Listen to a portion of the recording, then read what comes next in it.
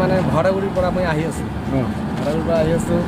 আহোঁতে এই আই ব্ৰিজটো আছে না, আই ব্ৰিজ পাৰ হৈ এই গৰাইমাৰী পাম্পটো যে আছে, এই পাম্পটোৰ সন্মুখতে ট্ৰাক এটা ৰাইট চাইডৰ পৰা পূৰা বাই চাইড কাটি দিছে গাড়ী। আমিতো বাই চাইডত আহি আছোঁ, ওই রাইট সাইডের পৰা মানে পুৰা কাটি দেওয়াতে আমাৰ গাড়িতে কন্ট্ৰোলিং হওয়া নাই, তাৰপিছত যে লাগি গেল। কিমান যাত্ৰী আছিল? আছিল মোটামুটি 35-40 জনমান আছিল। হস্পিটেল কেইজন লৈ গৈছে? 5-6 জনমান গৈছে। দুখ পাইছে বিশেষ? পাইছে, 2 জনমান দুখ পাইছে।